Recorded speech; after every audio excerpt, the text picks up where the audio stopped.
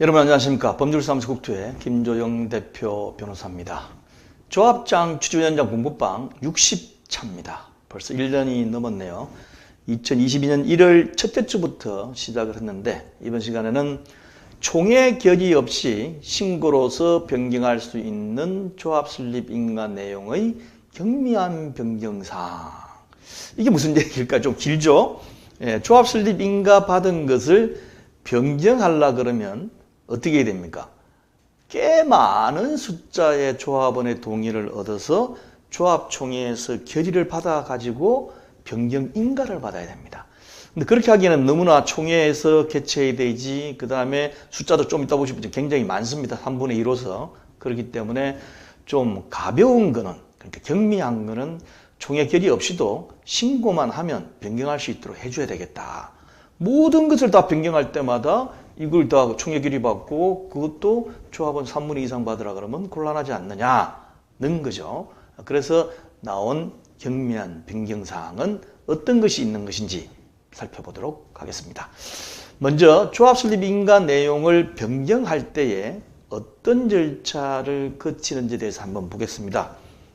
정비사 법령 해설집을 보면 다음과 같이 되어 있어요. 제35조의 조합 설립 인가 등 해가지고 있고, 그 다음에 5항에 보면 조합이 인가받은 사항을 변경하고자 하는 때에는 총회에서 조합원의 3분의 2 이상의 찬성으로 의결하고 제2항 고의 사항을 첨부하여 시장군수 등의 인가를 받아야 된다. 조합이 인가받은 사항을 변경할 때 전부 다 총회를 개최해서 결의받아야 되고, 그것도 참석자의 3분의 2도 아닌 총조합원의 3분의 2 이상 찬성을 받아야 된다. 굉장히 엄합니다. 쉽지가 않아요. 그래서 좀 덜 중요한 것들은 빼놨습니다. 그래서 다만 대통령령으로 정하는 경미한 사항을 변경하려는 때에는 총회의 의결 없이 시장군수 등에게 신고하고 변경할 수 있다라도록 되어 있죠. 그러고 나서 오른쪽에 보면 시행령의 31조에 조합 설립 인가 내용의 경미한 변경인 겁니다. 자, 그래서 이 경미한 변경 내용이 뭔지를 이제 오늘 쭉 말씀을 드릴 텐데, 참고로 관할관청에서는 조합 설립 인가 내용의 경미한 변경이라는 이 시행령 31조 밑에 적혀져 있지 않는 것은 다 중요한 변경이다라고 해석을 하는 경향이 있어요. 그리고 관할관청이 좀 보수적일 밖에 없으니까 여기 없으면 다 총회 결의 받아오십시오라고 합니다. 총회 결의를 하는데, 단지 이와 관련된 대법원 판례가 하나 있긴 있어요. 어차피 조합 총회를 하더라도 그렇게 통과될 수밖에 없는 것은 경미한 변경이라고 볼 수 있다. 여기 없더라도 이런 이제 다른 부분에서 판결이 있긴 한데, 일단은 경미한 변경 안에 포함되어 있다는 걸 원칙으로 삼고 한번 보겠습니다. 여기 보면 31조의 1호부터 쭉 나와 있습니다. 1호, 4호까지 있죠. 그 다음에 뒤에 보시면 이제 나옵니다. 1호부터 5호, 그 다음에 6호, 7호, 8호, 그 다음에 시도 조례로 정하는 사항인데, 요거를 이제 첫 번째 것부터 1호부터 하나씩 같이 한번 눈여겨보도록 하겠습니다. 먼저 차고, 오기 또는 누락 아시죠? 차고 잘못 생각하고 이렇게 했다던가, 아니면 오기 잘못 적은 거, 숫자 같은 거 잘못 적었다든지, 그 다음에 넣어야 될 거를 뺐다. 누락, 이미 명백한 사항이죠. 이건 이제 단순 실수한 것이기 때문에 관할관청에 가서 이래 가지고 이건 넣어야 되는데 또 이렇게 잘못해서 뺐다. 그러니까 좀 이건 넣어 주십시오. 다시 변경해 주십시오. 라는 거죠. 그러니까 처음 넣었던 것을 총회에서 다 해가지고 했던 건데, 그걸 잘못 섞는 바람에 뭐 한 줄이 빠졌다든지 이런 게 있을 수 있죠. 얼마든지 사람이다 보니까. 그럴 경우에 좀 해달라 그러면 변경하는 데 대해서 따로 총회 결의를 받지 않고 하도록 만들어 놓은 거죠. 이건 뭐 명백하고 당연한 거라고 생각을 합니다. 두 번째, 조합의 명칭 및 주된 사무소의 소재지와 조합장의 성명 및 주소, 가로 열고, 조합장의 변경이 없는 경우로 한정한다라고 해놨어요. 뭐지? 조합장이 변경 없는 경우로 한정하고 조합장이 변경이 있는 경우는 그러면 경미한 사항이 아니구나 라고 먼저 생각하실지 모르지만 그거는 아닙니다. 어쨌든 처음 보죠. 조합의 명칭 및 주된 사무소의 소재지, 조합사무실 소재지, 조합장의 성명 및 주소를 이제 바꾸는 경우죠. 그래서 홍길동을 홍길당이라고 썼다든지 아니면 조합 명칭을 뭐뭐 재건축 조합 이렇게 됐던 것을 조금 바꿔가지고 명칭 바꿀 수 있습니다. 저도 자문하다 보니까 조합 명칭이 바뀌는 경우가 있더라고요.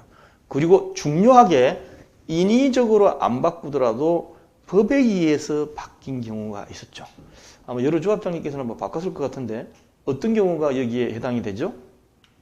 자, 법이 바뀜에 따라서 예전에 주택재건축정비사업조합이 주택자를 빼고 재건축정비사업조합으로 바뀌었습니다.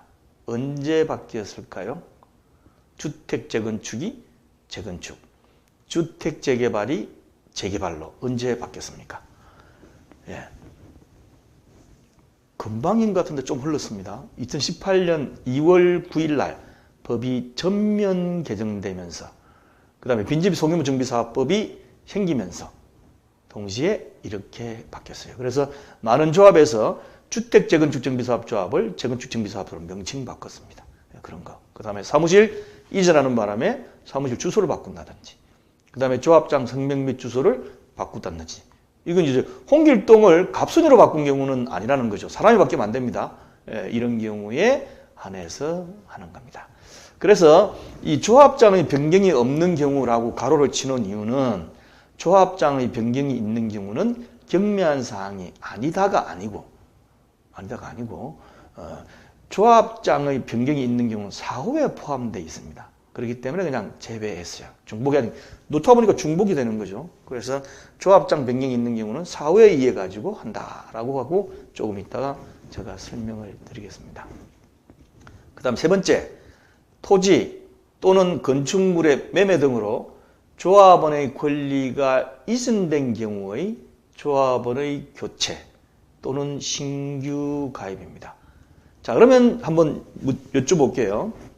토지 또는 건축물이 매매되면 조합원의 권리가 자동적으로 이전됩니까? 안 됩니까? 투기가열지구에 조합원 지위양도 제한 이거 빼고 순수히 법에 아무 없이 소유권이 넘어갈 수 있는 경우에 그런 경우에 소유자가 바뀌면 바뀐 소유자, 새로운 소유자는 당연히 조합원이 되느냐는 거죠. 예전 법에는 이 조문이 있었어요. 매매 양도 등으로 된 경우는 조합원의 지위를 승계한다라고 되어 있는데 어느 순간 보니까 법을 개정하다 보니까 이 조문이 빠져 있습니다. 잘 눈에 안 띄어요. 어디에 있을까요? 그러면 있든지 말든지 여러분 혹시 조합 중에 조합장님 하시면서 쭉 지나다 볼 적에 우리 조합원이 바뀌었어. 그러면 특별한 제한 사용 때문에 조합원 지위 양도되는 경우 빼고는 어떻습니까? 그 소유자가 새로운 조합원입니까? 아닙니까? 예를 들면 총회가 이번 주 주말이에요. 그런데 오늘 소유권이 넘겨왔어. 근데 총회 토지 통지는 이미 지금 그 당시 통지할 때의 당시 조합원한테 보냈는데 통지하고 난 다음에 소유자가 바뀌어져 버렸어요. 그러고 나서 새로운 사람이 등기부 등본 와가지고 내가 새로운 조합원이니까 내가 총회 참석할 수 있도록 해줘라. 그러면 넣어줘야 됩니까? 안 넣어야 됩니까? 넣어줘야 될 것 같죠. 이게 어디에 나올까요? 뒤에 있어요. 이걸 왜 뒤에 넣는지 모르겠습니다. 129조에 보면 사업시행자 등의 권리 의무의 승계라고 있으면서 사업시행자와 정비사업과 관련하여 권리를 갖는 자의 변동이 있는 경우에는 종전의 사업시행자와 권리자의 권리 의무는 새로운 사업시행자와 권리자로 된 자가 승계한다. 그러니까 사업시행자는 조합이겠죠. 그러니까 빼고 그 다음에 권리자. 정비사업과 관련해 권리를 갖는 자. 그러니까 토지 등 소유자와 마찬가지입니다. 권리를 갖는 자가 변경이 되면 새로운 권리자로 예전 권리자의 권리 의무가 승계된다. 이 조문 때문에 조합원의 지위가 승계된다라고 해석을 합니다.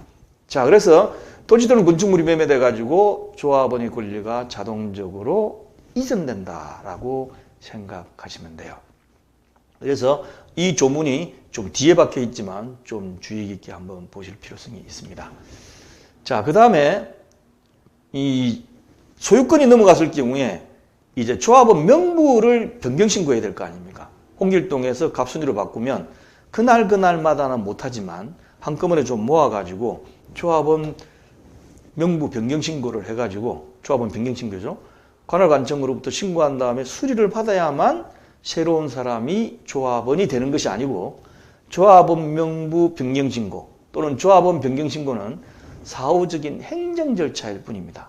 그래서 조합원 명부 변경 신고 또는 조합원 변경 신고 전에 소유권 변동으로 인하여 법에 의해 조합원직을 승계하면 조합원의 자격을 갖추게 돼요. 그래서 총회 당일날을 기준으로 해서 조합원이 누구냐를 따질 적에는 조합원 명부에 누가 있느냐가 아니고 그중에 한두 사람이 그 사이에 소유권이 바뀌었으면 새로운 소유자가 조합원입니다. 조합원이기 때문에 그렇게 반드시 따지셔가지고 해야 돼요. 그래서 그런 경우에 조합원의 교체 또는 신규 가입을 할 때의 그 신고가 그 변경 인가는 새롭게 변경 인가 받을 필요 없이 신고만 하면 자동적으로 수리됨으로써 효력을 발휘할 수 있도록 빼놨습니다. 당연하죠. 이것 때문에 사람 바뀔 때마다 총회할 수는 없는 거잖아요.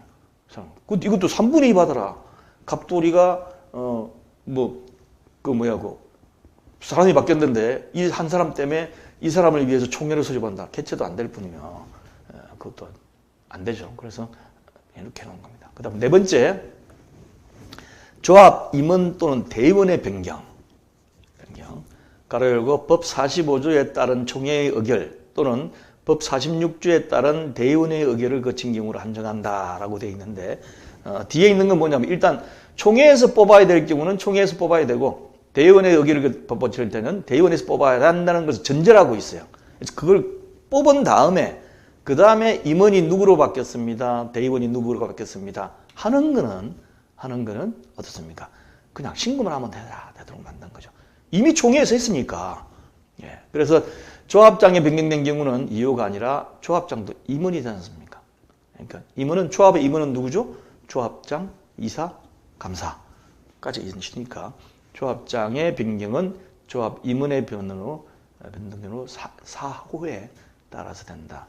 이렇게 생각하기 때문에 아까 이원가에서 빼버리는 그 이유가 거기 있습니다. 그래서 조합장 변경된 거는 중요한 변경이 아니고 경미한 사항 변경이다. 사후에 따라서 이렇게 생각하시면 돼요. 자, 이거는 일반적으로 임원하고 대의원은 어떻습니까? 총회에서 해야 돼요. 그렇지만 조합장을 제외한 임원 그리고 대의원이 복을 선임할 경우에는 대의원회에서 가능하도록 해놨어요. 그렇지만 새로 선임할 경우에는 총회에서 하도록 만들어 놨습니다. 그렇기 때문에 반드시 변경된다는 이유는 총회 아니면 대의원회에서 해야 돼요. 해야 됩니다. 그래서 그런 경우에 이미 총회까지 다 거친 거를 뭘 또 변경한다고 결의를 또 거쳐서 해야 됩니까? 그냥 신고만 하면 할 수 있도록 뽑아놓은 거죠. 자, 그 다음 다섯 번째, 건설되는 건축물의 설계 개요 및 변경이라고 되어 있는데 이거는 여기 보시면 총회 의결사항으로 되어 있어요. 어디 나오냐면 시행령 42조에 보면 총회의 의결 해가지고 법 45조 제1항 제13호에 따라 총회의 의결을 거치하는 하는 사항은 다음 각호와 같다 해놓고 세 번째, 건설되는 건축물의 설계 개요 및 변경. 그 다음 좀 이따 보실 정비사업비의 변경. 다 이렇게 총회 의결사항으로 만들어 놨습니다. 둘 다. 그렇기 때문에 이 총회 의결사항으로 만들어 놨는데 이 총회 의결사항으로 만들어 놓은 것을 총회에서 다 통과했잖아요. 그래서 총회 의결사항에 굉장히 중요한 것 중에 하나가 정비사업비 변경인데 정비사업비 변경이 10%가 넘으면 법 45조 사항에 따라 가지고 조합은 3분의 2 이상 찬성을 해야 됩니다. 그래서 총회 결의를 이미 얻어가지고 3분의 2 이상 결의를 얻은 다음에 효력을 발휘하면 조합 설립 변경 내용 할 때 그냥 신고만 하면 된다는 그런 의미입니다.